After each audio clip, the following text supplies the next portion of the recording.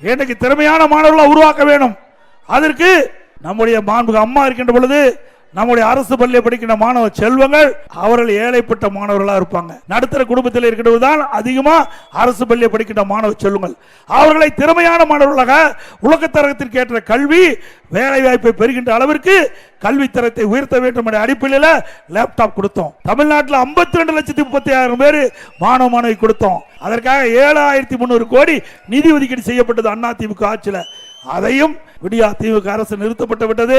மீண்டும் அதிமுக ஆட்சி மலர்ந்தவுடன் இந்த நிறுத்தப்பட்ட நம்முடைய அரசு பள்ளியை படிக்கிற மாணவ செல்வங்கள் திறமையான மாணவர்களை உருவாக்குவதற்கு லேப்டாப் திட்டம் தொடரும். அதை கொண்டாந்து நடைமுறைப்படுத்துவோம்.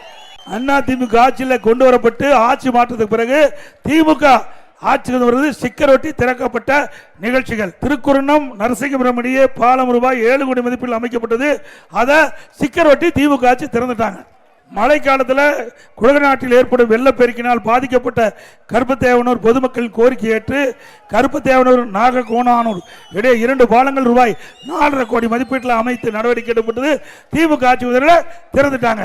வடமதுரை ஊராட்சி ஒன்றிய அளவில் கட்ட 3 கோடி ரூபாய் இன்னைக்கு அதிமுக ஆட்சியில் அனுமதி வழங்கப்பட்டது. அதை ஆட்சி மாற்ற பிறகு திமுக ஆட்சியில் கட்டி திறந்திருக்கிறாங்க. இன்றைக்கு 7.5% உள்ளிடஒதுக்கீடை கொண்டு வந்து சட்டம் இயற்றப்பட்டு அமுல்படுத்தப்பட்டு அதன் விளைவாக இன்றைய தினம் அரசு பள்ளி படித்த மாணவர்கள் 2818 பேர் மருத்துவ கல்வி கிடைக்குது. எம்பிபிஎஸ் படிச்சுட்டு இருக்கிறாங்க. ஏழைகள் அத்தனை பேரும் ஏழைகள். அது மட்டுமல்ல, இந்த இடஒதுக்கீட்டில் தேர்வானவர்கள் அத்தனை பேரும் ஏழைகள். மருத்துவ கல்வி கட்டணம் செலுத்த முடியாது. என்னுடைய கவனத்துக்கு வந்தவுடன் அந்த இடஒதுக்கீட்டில் தேர்வு செய்த மாணவர்கள் அனைவரும் 1 ரூபாய் செலவில்லாம அந்த மருத்துவ கல்வி கட்டணத்தை அரசாங்கமே செலுத்தும்.